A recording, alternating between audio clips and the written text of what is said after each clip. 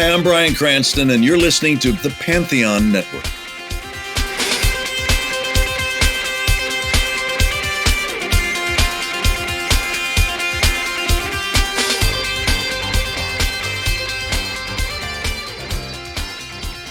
Hey, I'm Nicky DeMatteo, and welcome to Season 6, Episode 30 of Music is Not a Genre, MxG. The hand gesture still kind of sucked, and that impersonation of the topic of this wasn't that great either. Hi, everybody. Thank you, as always, for watching and listening. Listeners, go to youtube.com/@musicisnotagenre for a video for every episode of this podcast. Watchers, go to nickdematteo.com/musicisnotagenre and pick your streaming service if you'd rather just listen.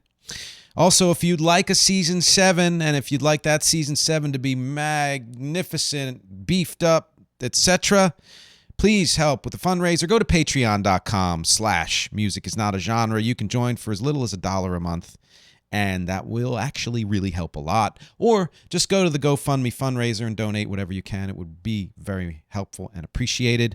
Also, one last thing. I am scheduling, as I mentioned a couple episodes ago, I think, or maybe last episode, a live catch-up episode, live recording of my next catch-up episode. It's going to be on July 25th in the afternoon, let's say noon. I don't know. That sounds good. Or 1 p.m. I don't know. I will give you more details as the date approaches, but please keep in mind July 25th in the afternoon Eastern Time. I'd love for you to join me. I'll be doing my usual reading fan comments and some notes that I've taken on previous episodes, but I would love to talk to you live, in person, or whatever, on Zoom.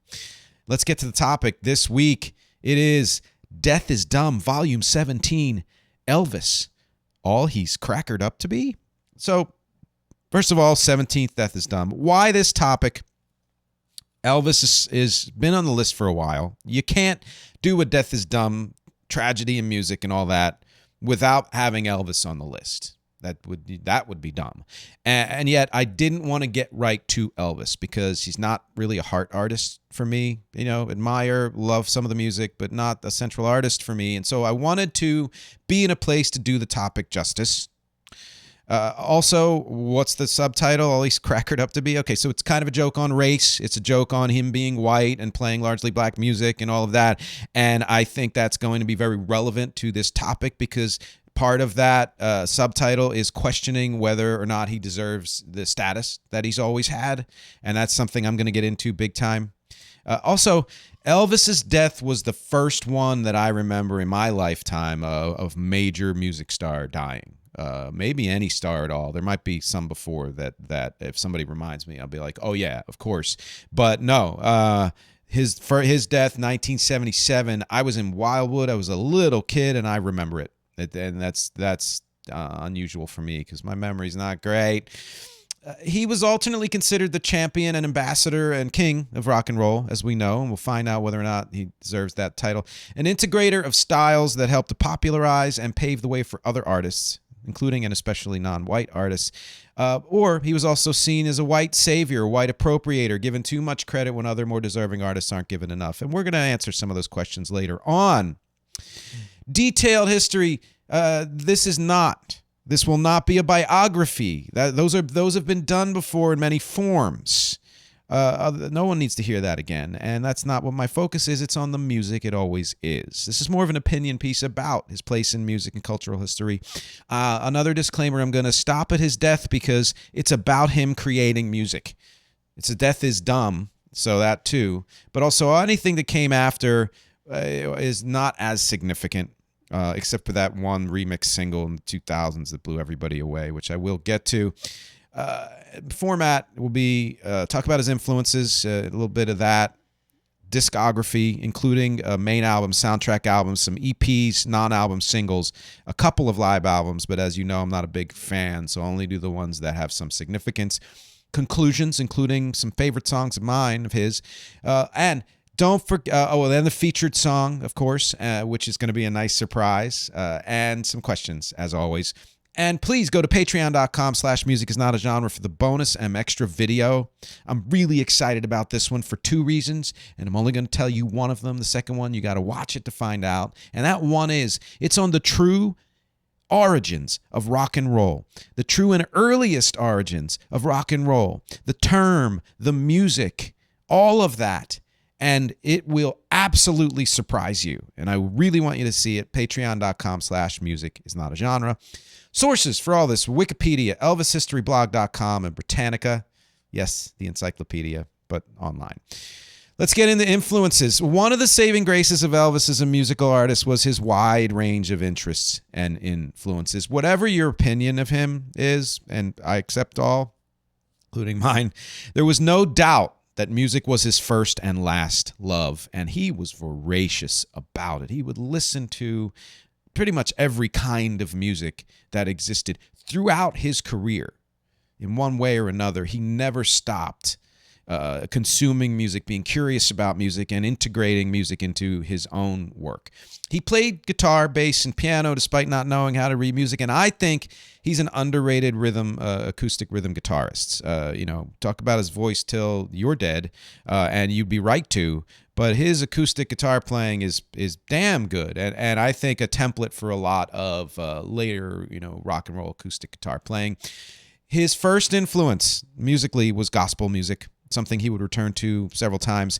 He was incredibly fluent in blues and country. So many people he talked to back then were just blown away by how much he knew about that music, both kinds. It's been said that rockabilly was more or less established once he started releasing his singles.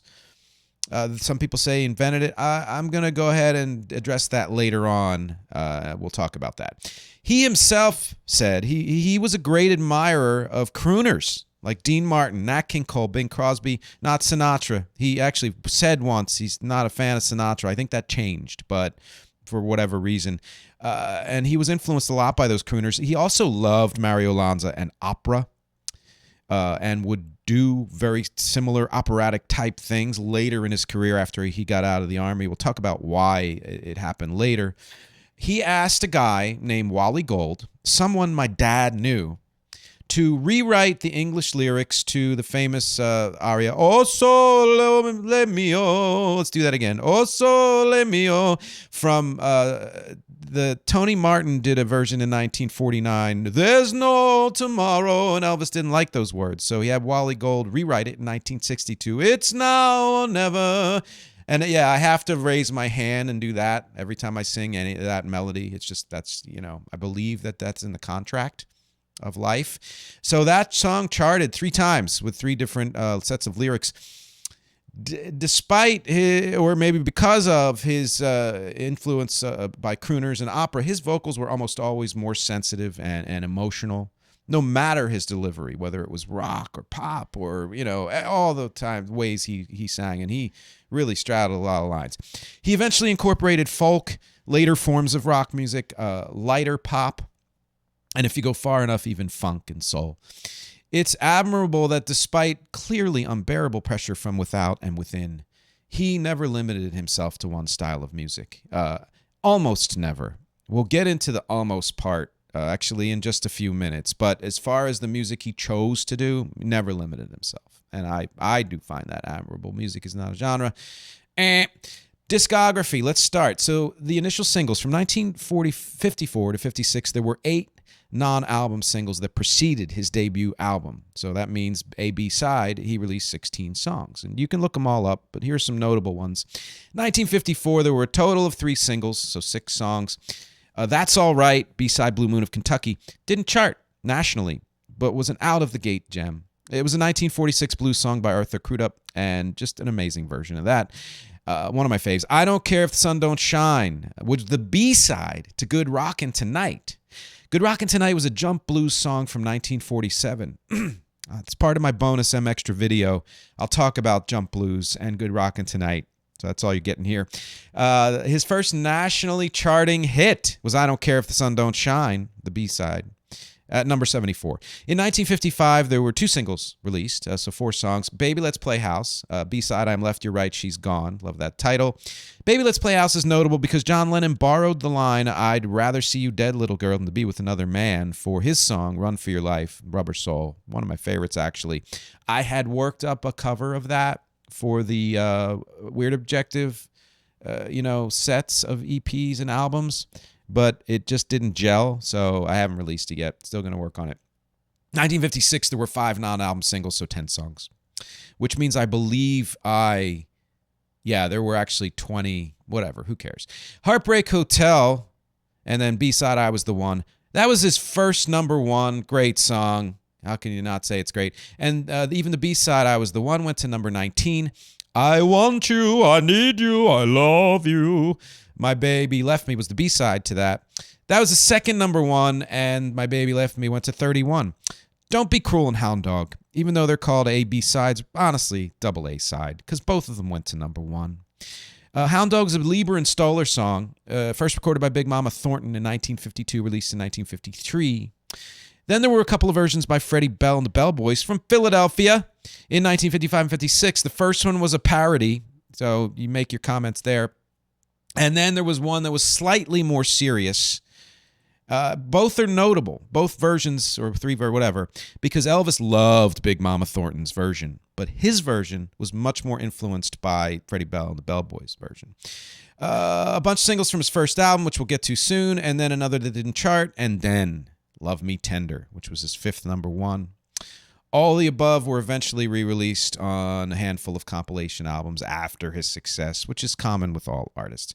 So let's get to 1956, the first album, debut, Elvis Presley, an earthshaker. This of any album makes the case that Elvis changed the face of music. And while you can't credit him for inventing rock or rock and roll, rockabilly or any of that, he synergized it in a way that worked. And he did play a large part in synergizing it. It wasn't just Sam Phillips and the backing band. Like he really he exerted his influence on the music from the beginning, and especially it crossed over into the mainstream audiences. And of course, his whiteness had a lot to do with that. And it wasn't even so much that was. I mean, of course, it was his desire to be, famous or at least have a music career. But it was Sam Phillips and other people, record companies, who were like, we love this music, but the general audience, i.e. White people, aren't going to absorb it from black people because our country sucks in a lot of ways. And some did, of course, but the mainstream wouldn't do it. So we need an ambassador. We need somebody who can make it more palatable, unfortunately. But that's what he did. And, Little Richard himself said that without Elvis, there wouldn't have been a Little Richard. And it's not that Little Richard wouldn't have done music, but Little Richard wouldn't have had the career he had. He opened the doors for a lot of other artists. And so his talent from the very beginning and the backing band, just absolutely undeniable. The cover art of that first album is iconic. It was copied many times, most notably for The Clash's London Calling in 1979. As with his singles, these are all songs, covers of other artists' songs. Some of those artists' songs actually charted higher than his versions. The album itself went to number one, but none of the singles did. Blue Suede Shoes was number 20. Blue Moon, number 55. Money Honey, number 76. None of those were higher than the original versions. Now, my favorite version of Blue Moon, which is a much older song than many people realize, I think 30s or 40s, was the Marcells. Bomb ba bomb ba bomb ba bomb bomb ba dang da dang da dang da dang dang ding a dong ding Blue Moon. I know that almost by heart. Used to sing it with my dad, and it'll always be my favorite. But Elvis's version is surprisingly emo. It's a really interesting version of that. It harkens back a little bit more to the original iterations of Blue Moon prior to the Marcells. His version of Blue Suede Shoes is great. Not as good as the original. Same with Tutti Frutti. Elvis, second album, yet again, all covers except for First in Line, written for him. It's been said by critics that it's very similar in style to the first album. I don't agree. I hear a lot more polish, and there were way more backing vocals. It doesn't have that same kind of raw, gritty energy. Jordanaire's, of course, iconic. It's not as intimate either, but it's a great expansion of his vocal abilities and the kind of music he would do. And to me, this second album is more indicative of where his career would go even than the first album. So absolutely worth a listen. Love Me's great. Long Tall Sally and Ready Teddy. Back to the original energy, the first album and the delivery, but with more nuance because his voice just kept growing and growing. Great versions of those songs, but of course the originals were better. So Glad You're Mine's another good song. Only charting singles from this: Paralyzed went to 59, and the B-side, When My Blue Moon Turns to Gold Again, went to 19. They're not the strongest on the album, although Paralyzed is pretty good. Next was an EP, Love Me Tender, which was the soundtrack to the film. Kind of a double single because it's just 4 songs. And Love Me Tender went to number 1, which I believe, did I already say that up here? Yeah, that was his 5th. And so this, along with quite a few other EPs released earlier in 1956. 1957 started the year with some big non-album singles and lots of EPs. Non-album singles, Too Much and All Shook Up, both went to number 1. Then he released an EP, Peace in the Valley, notable because it's his first full release of gospel music. He would do full albums later on, but he always had a very high interest in gospel music, and this was his first one dedicated completely to that. Loving You, first full album soundtrack following the Love Me Tender EP. In some ways, this has more energy than his second proper album. It has a nice, and that I'm not going to say that often with these soundtrack albums. So note that Loving You was a worthy soundtrack of Elvis's to listen to. Please note that sentence. Nice range of styles, including a bit of doo-wop creeping in, and the usual mix of song sources. Teddy Bear, number 1. B-side, Loving You, number 20. Both great songs. He's really hitting a stride and showing that his movie music would often be as significant as his albums and singles. I don't think more so, but I think in certain areas it's at least as significant. Teddy Bear, by the way, was written by a guy named Cal Mann, someone my dad worked with back in Philly. So that's 2 associations that my dad had with Elvis, that degree of separation there. And it's significant to this episode of the podcast that I'm mentioning my dad. You'll see why at the end. Elvis's Christmas album. So knowing that Elvis is not a heart artist, for me, it may be no surprise that this is my just absolute favorite album of his. It is a classic album, period. It is a classic Christmas album, one of the best, I think. And it's the first rock and roll Christmas album. I don't think it's not the first rock and roll Christmas song. I believe that was Chuck Berry, I want to say. Might have been a couple before. I don't remember. That's not what this is about. But the first full album dedicated to rock and roll Christmas songs. Same great mix of styles, and really hitting his stride and being both polished and loose, which is something that's very hard to do. And he'd only get better at it. Favorites are Santa Claus is Back in Town.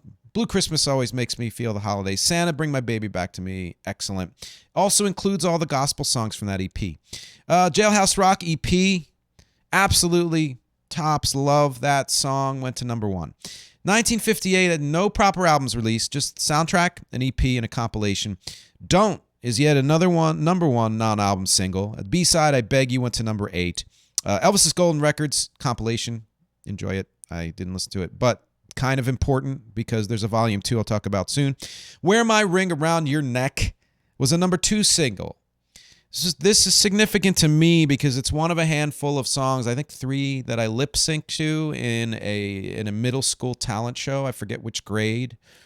And it's notable because I thought at the time that Wear My Ring Around Your Neck referred to a neck-sized ring that was around the neck, kind of a BDSM thing, I guess.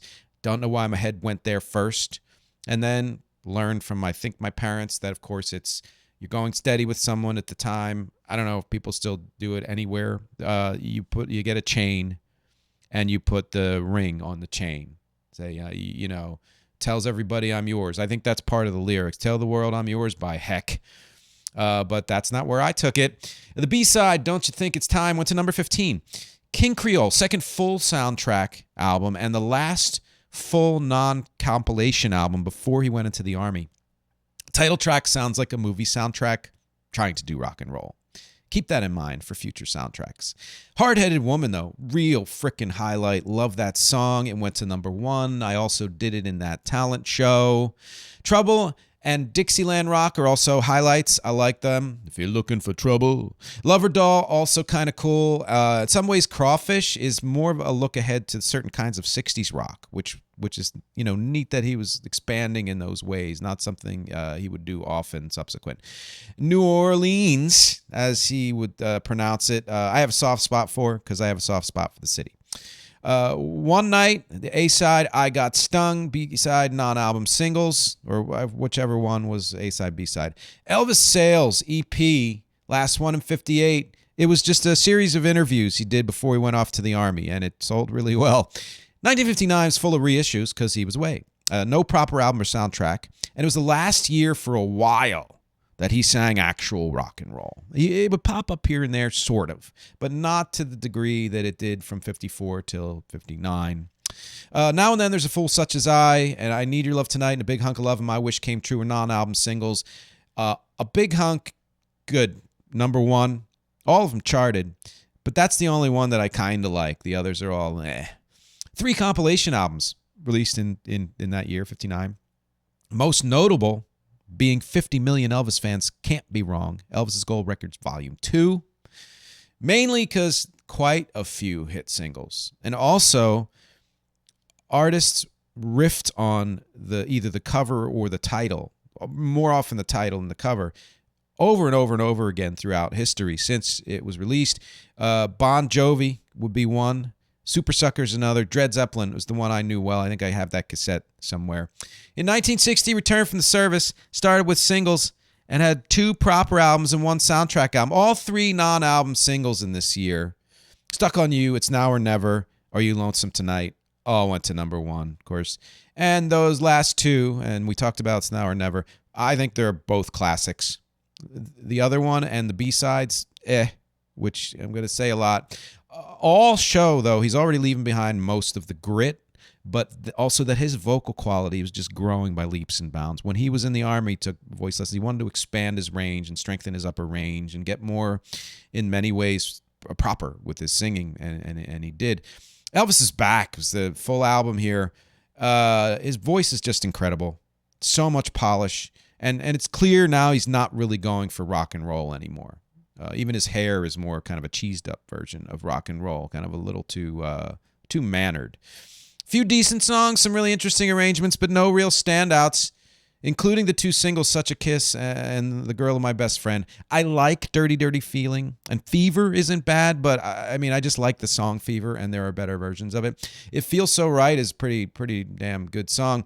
Last 2 songs, Like a Baby and Reconsider Baby, are decent as well.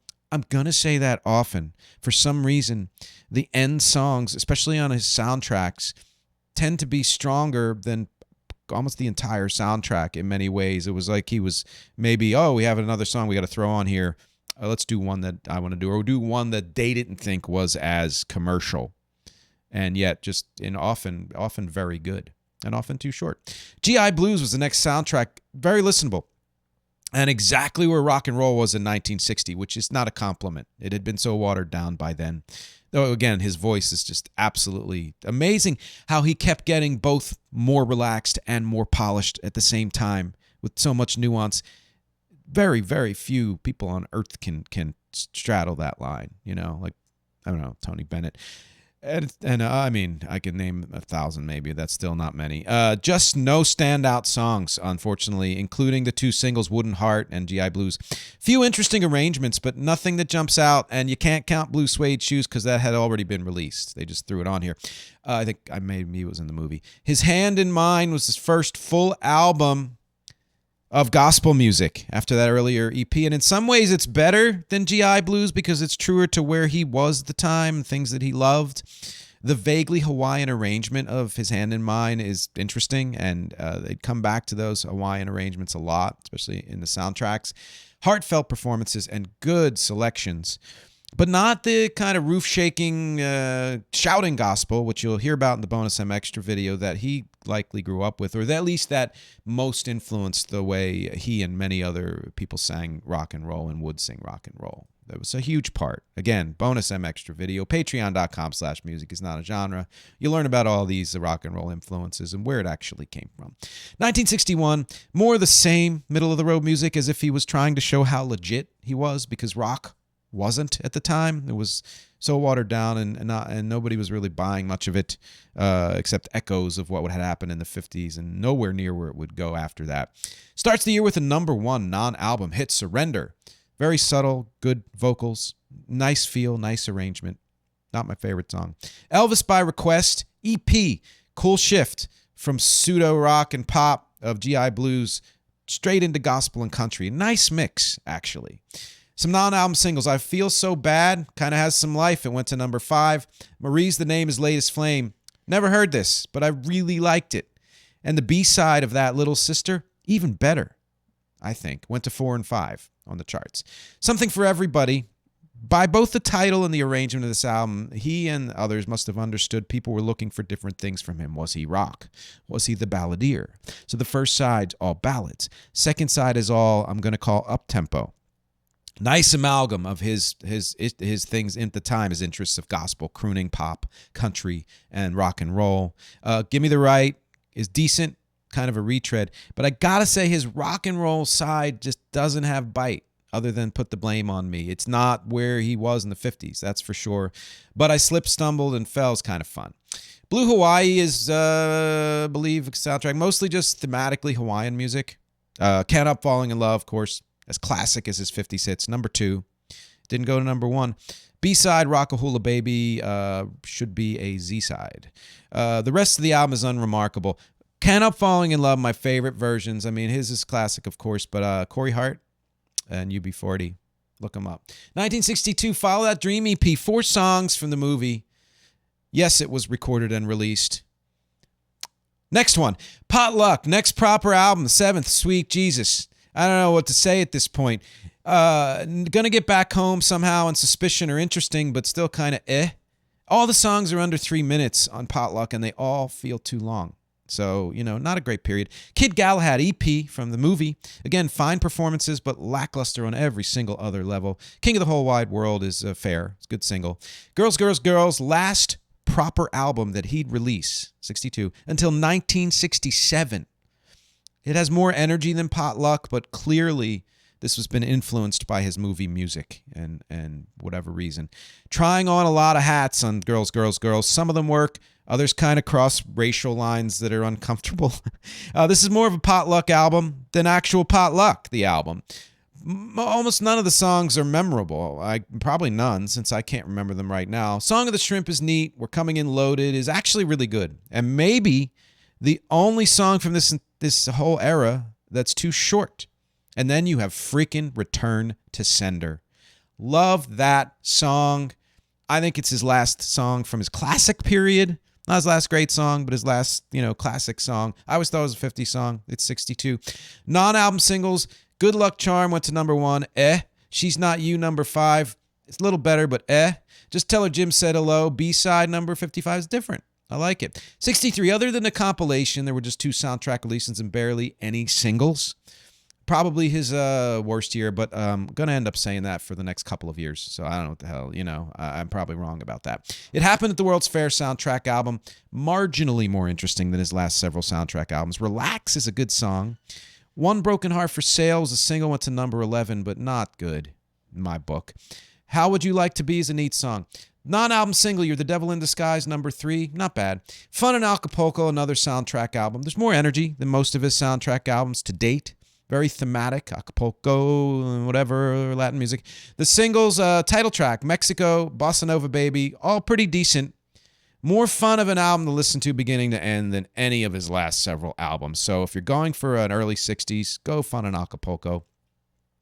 1964, all soundtrack releases. Way more singles than 63, though many were reissues. No singles notable, none in the top 10. Again, one of his worst years.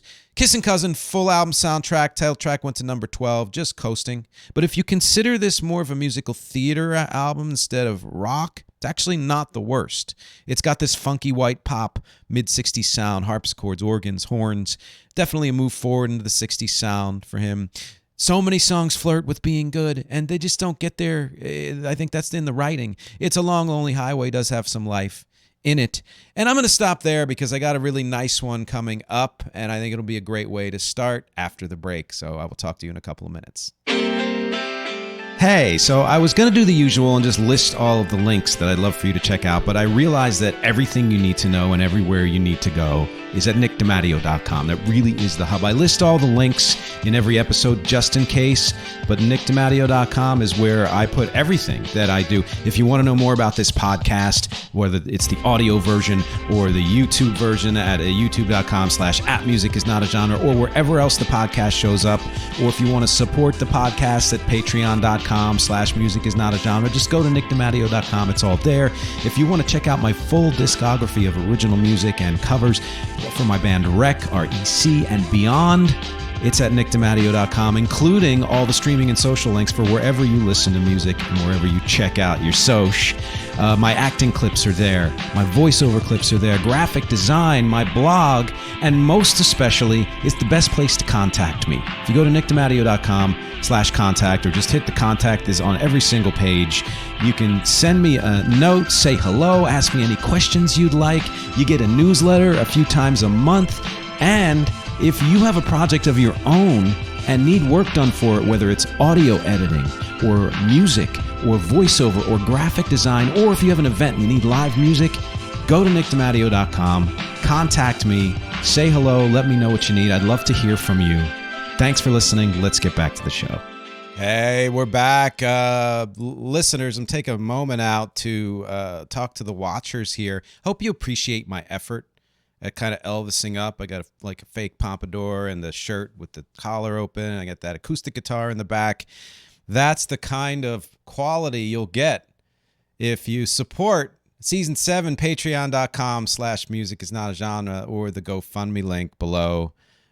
You'll get even more quality, honestly. So let's get back into it. I stopped at a great place. We are here in 64. The next release is the Viva Las Vegas EP, which is actually only 4 songs. And weirdly enough, the title track is not one of them. I think it will be added later on, but it's not on there.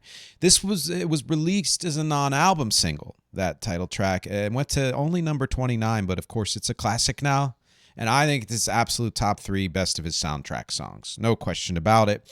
Roustabout, another full soundtrack, the 9th. Mostly the same writers as Kissin' Cousins and mostly the same results. Fair songs that never rise above. Quick cringe pause. For so many of the lyrics, first of all, of these musical songs are just super cringeworthy. Just a lot about young girls and stuff. I guess playing off his sex symbol status. It must have sucked for him to want to do like heartfelt good music and be a real actor and be stuck in this shit. And second, I had a real hard time getting through this period of his career. It was like eating sugar with a spoon made of sugar. And it was not the first time I would be depressed going through all of this research.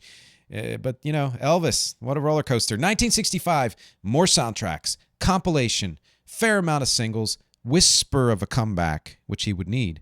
Of course, it wasn't from his movie music.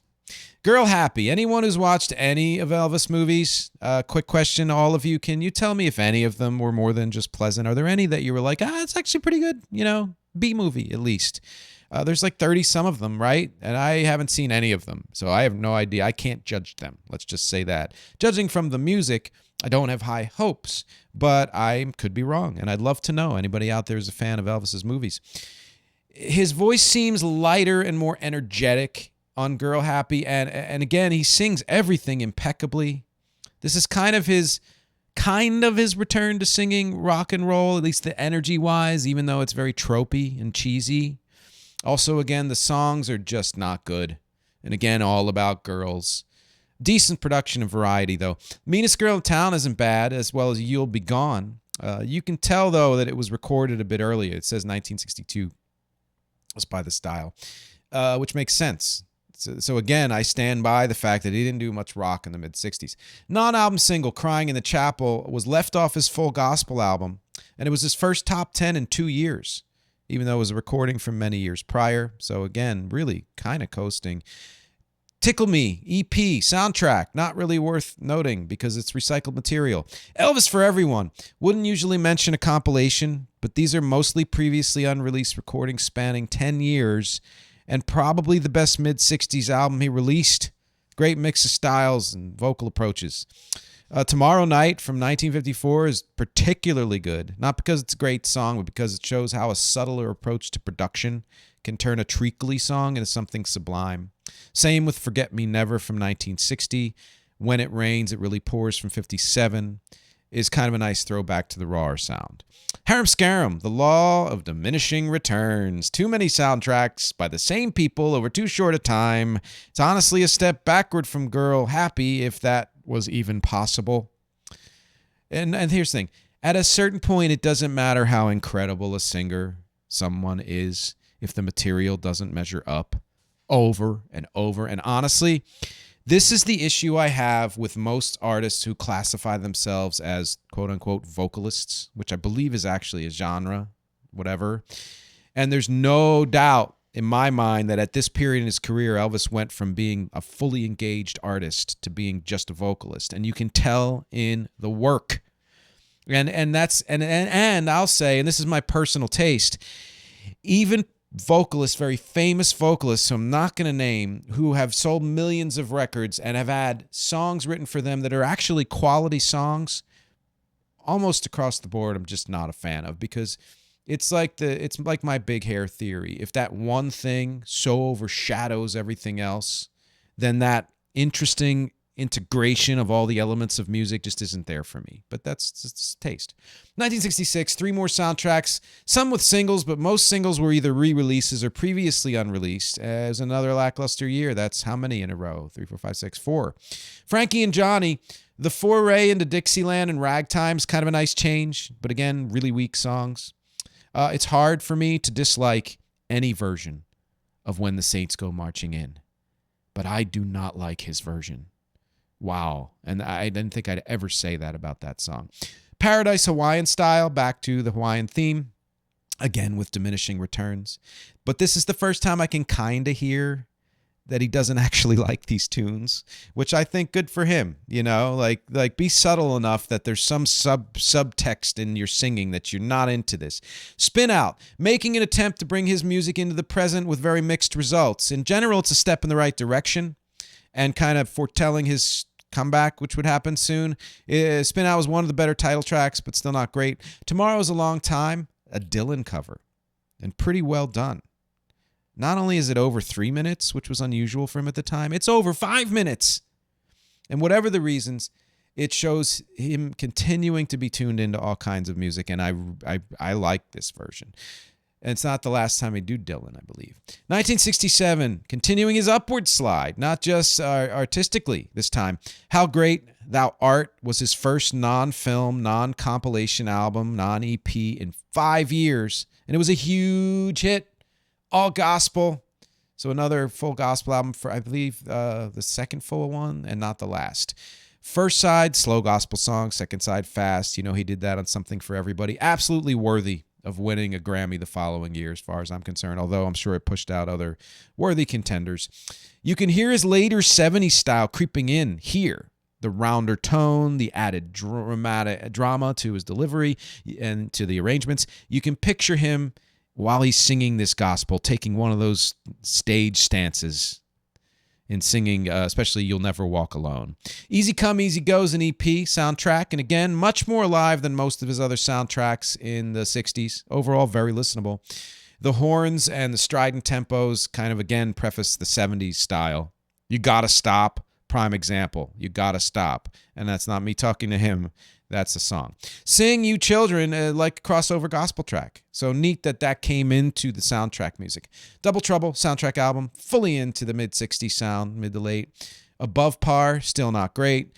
Long-Legged Girl with the Short Dress song I actually really freaking like. Lots of energy. And I haven't said that about a lot of these from this period. And come on, Old MacDonald, actually pretty funny and fun.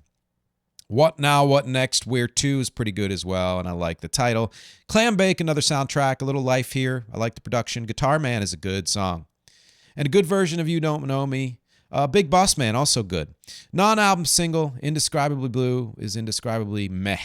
1968, big one. Compilation, final soundtrack, and some key singles. Speedway, Gloriously, the final full soundtrack album. Definitely still creeping back into rock and roll. Overall, the songs are better than usual, but still nothing to write home about. Suppose is an okay song. Non-album singles, all from movies with no soundtracks released. U.S. Mail and Stay Away from Stay Away Joe. A Little Less Conversation from Live a Little, Love a Little. So that's from a movie that didn't have a soundtrack released. Not a big hit at the time, not at all. But of course, the remix in the 2000s was huge. Elvis, live TV comeback special. I don't usually cover live recordings, but this cannot be ignored. His Coming Out of His Prison album. I've seen this special, and it is not overrated. It's incredible. Great band, great guitar work, great performances, vocals that blow you away, an amazing range. It's first time, honestly, to me in over a decade that he fully consumed his own person and released the energy that he had in him. Great selections and arrangements with the horns and the backup singers. If I Can Dream, it's a kick-ass single, number 12. And I also like Let Yourself Go. 1969, another big year, mainly because of the one album. But the live album hit too. From Elvis in Memphis, a complete representation of Elvis on all of his levels. Probably my favorite album of his, aside from the first one and the Christmas one. Starts strong, and the middle is just great. The middle of this album, I'm Moving On, Power of My Love, Gentle on My Mind. But of course, the topper of this one is In the Ghetto. I produced a cover of this with a guy named Alex Montaldo who performs under the name Lynx. You can find it. No, you can't. We haven't recorded it yet.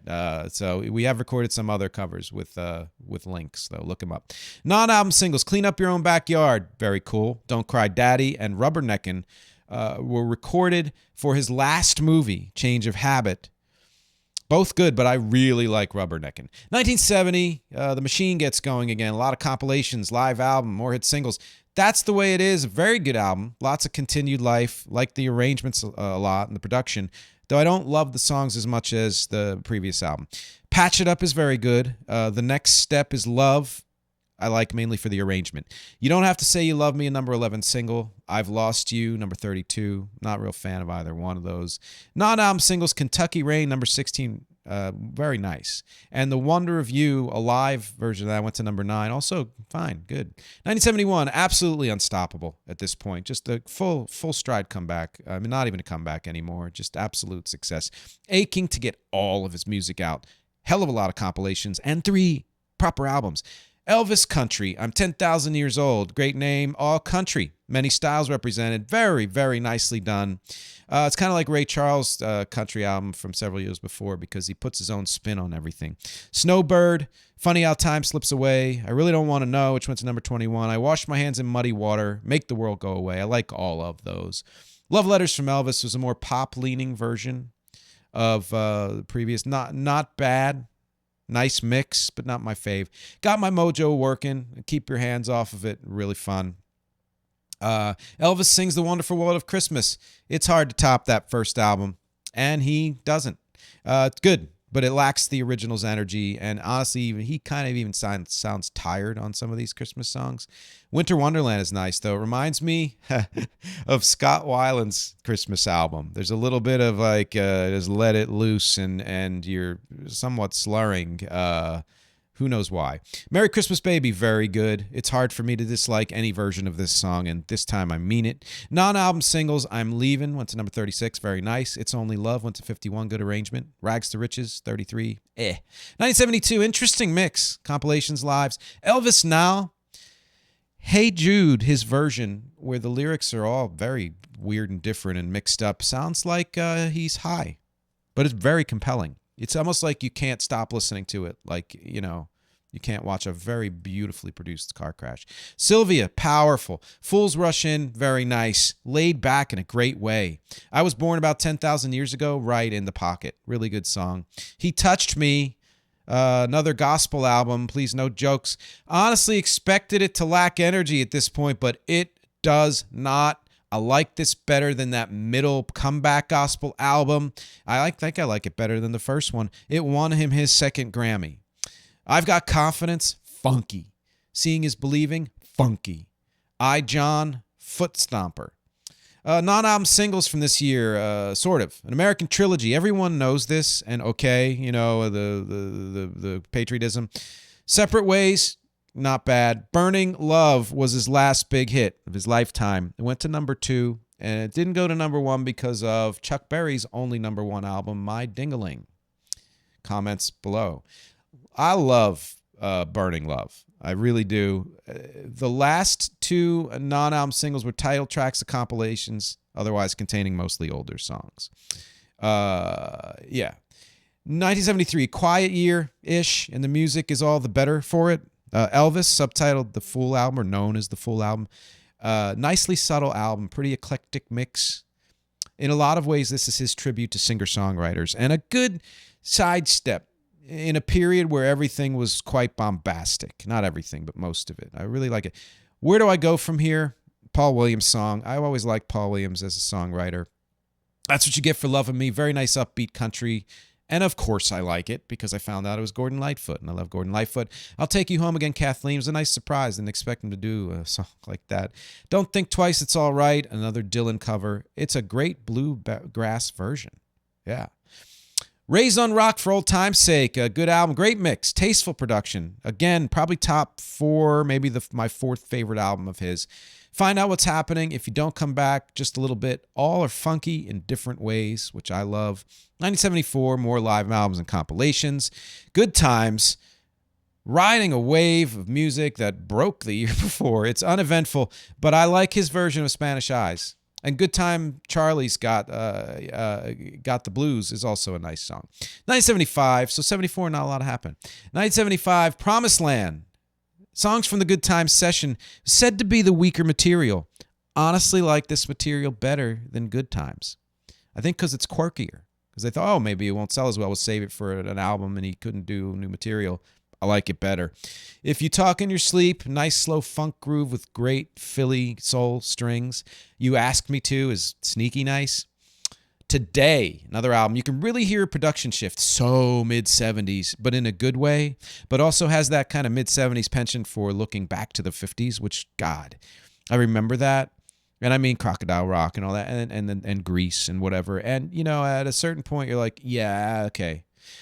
Trouble went to number 35, a good opener, the album. Susan When She Tried is a fun country song, and I Can Help is pretty dang good. 1976 from Elvis Presley, Boulevard, Memphis, Tennessee. Interesting mix, yet again, and a nice kind of live production. But is he astounding tired. For the Heart, number 28 single, peppy, good. 1977, Moody Blue. Final album released 2 months before he died. He just couldn't get enough material together. So it opens with 3 very strong live tracks. It only has 6 studio recordings. There's another live one in there, Let Me Be There, track 5. Very, very much looking back to a 50s feel, but with that 70s vibe. More even than the album from 1975. Let Me Be There and Moody Blue went to number 31. Decent songs. Way Down, which went to 18. It was the last top 20 hit. Kind of neat. Absolutely worth a listen. Non-album single, My Way, live. One of his iconic live songs. Made it to number 22 2 months after he died. So, notes on his death. That was the discography, by the way, everybody. Hope you enjoyed it. We're getting close to the conclusion. Some notes on his death. As I said, probably first big music death I remember. It was in Wildwood, New Jersey. His personal and inner life were as much tragedies as his death. Of course, the death was worst because it ends everything. He was too young. Was he 47? It cut off what might have been a very interesting period in his career. Would love to have seen where it would have gone. He might have finally come out from under the thumb of Colonel Tom Parker and traveled the world or done whatever else. Even if he would have had to wait until Parker's death in 97. I guarantee he would have stayed musically curious. Might have integrated punk. Might have integrated hip-hop. I don't know. 100% would have integrated electronic in some way. I know that as much as I can. And that's what, if anything, I miss the most. How he might have shown older artists what it's like to appreciate and integrate. Or that's my hope. Who knows? He could have gone super conservative. Who the hell knows? Ultimately, I find that even though this is a death is dumb, I find his life more depressing than his death, which is a really sad thing to say. And that is in large part why. What do I talk about most? Because of his music. I can understand why people love him for dozens of reasons. And I really do think his voice is incredible and some of his performances just spectacular in this. I'll get to my list of favorite songs. But in this case, the death, part of it for the pathos that he sang with. I don't know what that other comment meant. Whoops. But the pathos was always there from beginning to end, even with songs that sucked. It really spoke of his pain, even when the lyrics didn't speak of his pain. And that was in every part of his music after a certain point. And that goes for his career choices, his song choices, career trajectory. There were times where I was just, it's weird listening to music that's meant to be poppy and peppy and just getting more and more depressed. Conclusions. Was he all he's crackered up to be? And the answer is yes and no. Duh. I mean, of course, I was going to do that, but not for the reasons you might think. Yes, he was an ambassador for early rock. He was tenacious, showed that love of music can win out despite crazy circumstances and inner life and all that. Yes, he is the iconic cautionary tale, or one version of it. Yes, his vocals were across the board incredible on so many levels, harder and more subtle than you might remember. Like, he wails, but also gets super subtle in just very delicate ways. Should he have been crowned the king? If you consider that kings these days are figureheads who represent other people of greater substance, sure. But otherwise, no. And I say no, 2 reasons. First of all, his output was pretty fucking inconsistent. I'm sorry. As a body of work, it just doesn't hold up to other iconic artists. Think of Michael Jackson, who maybe waned a little towards the end, but he just had a string of albums and everything that was absolutely incredible. He also went from innovating and being at the forefront to not even following, kind of lagging behind, kind of just existing. Spending lots of years as a trained monkey vocalist, and sure, most of that wasn't his fault, but there's a human behind there who was doing it. Then he asserted himself again, and all his influences came together powerfully in the late 60s, early 70s, just extremely good. There were some few gems after that, but mostly kind of petering out, so just the inconsistency. He was a template for a certain kind of artistic evolution, from Rebel Star to Yesterday's News, to reclaiming yourself, to kind of a legacy act. And of course, Vegas is the perfect place for all that shit, among other things. Interesting that his trajectory and legacy is as complex on the other side of the fence as Michael Jackson. Other side of the fence being, I guess, race and also time. I'd, again, rank MJ's catalog overall as stronger and more consistent, but just as influential. Now, again, King of Rock and Roll, I'm going to ask it again. Why? That was coined around 1956. And the answer, I think, ultimately is no, and not out of a sense of cruelty or righteousness, but because he himself never accepted the term. In fact, in 1969, he actively and verbally rejected it in Vegas when someone said King of Rock and Roll. He pointed to Fats Domino in the audience and said, no, he's the real king. So he knew. He was first a singer beyond anything else and prized his vocal development overall. He was second, a voracious music lover whose range of interests kept him curious, open, and moving. And one thing that created the classic early rock and roll sound was because of the range of interest. And he, of course, was a great performer.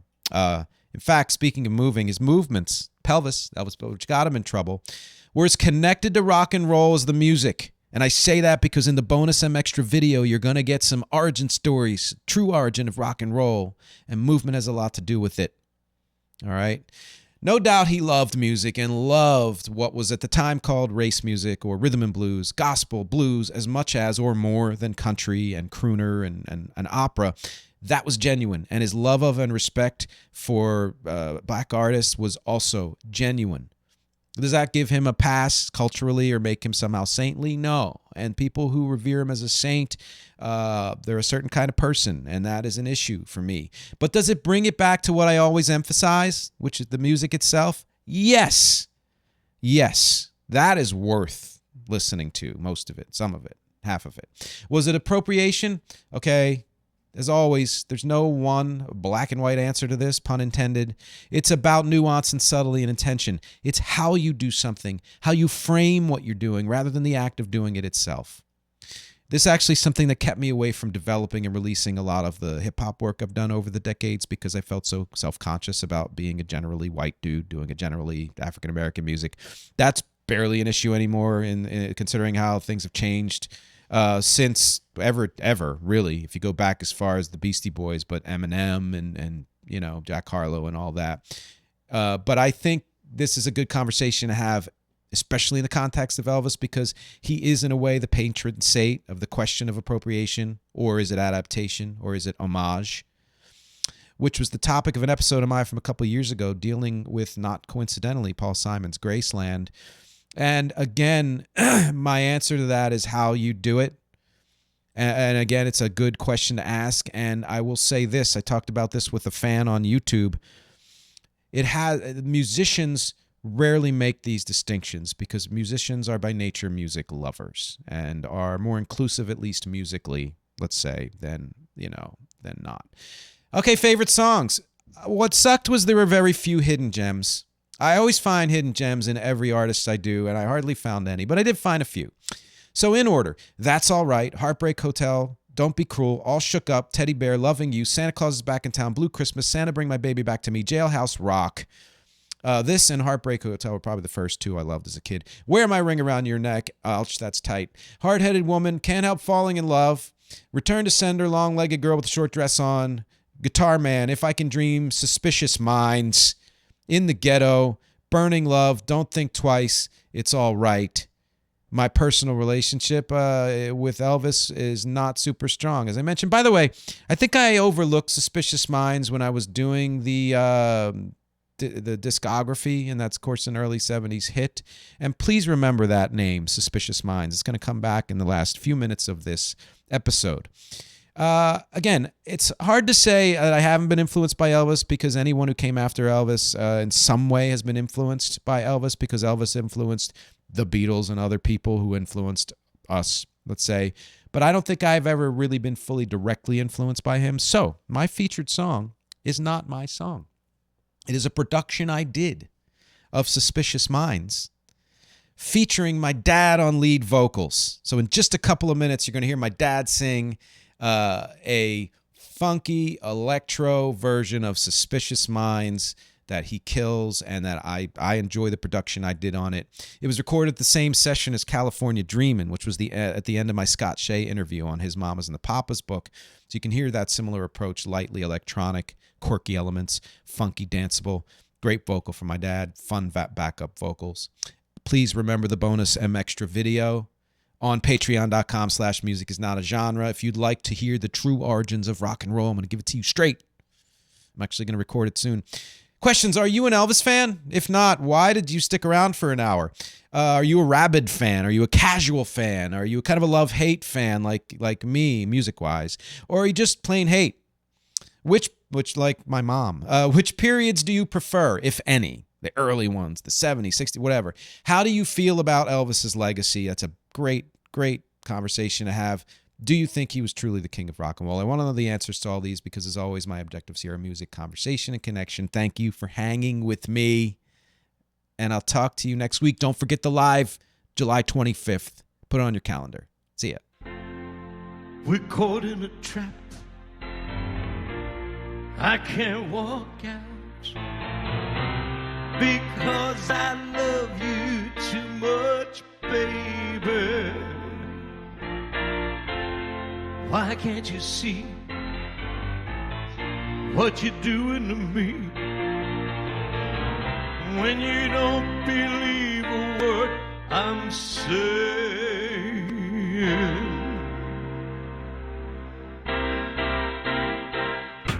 I'm caught in the trap.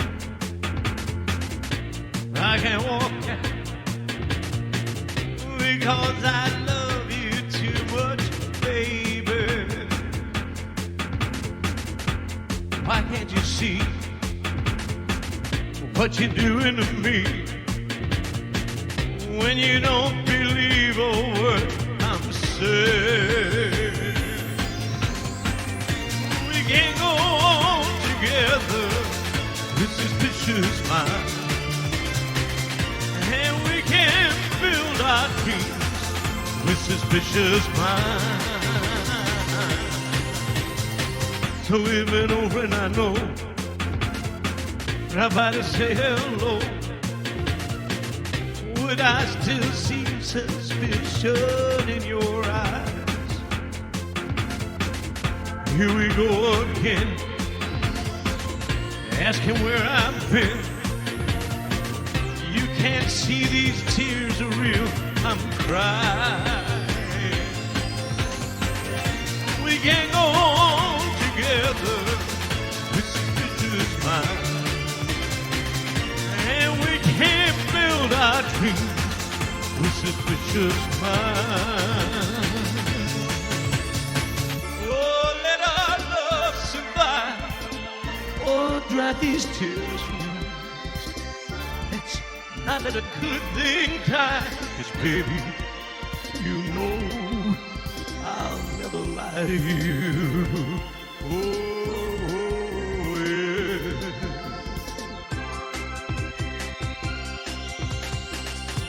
We're caught in a trap. I can't walk out because I love you too much, baby. We're caught in a trap. I can't walk out because I love you too much, baby. Oh, let's bring those girl singers in now. We're caught in a trap. I can't walk out because I love you too much, baby. We're caught in a trap. I can't walk out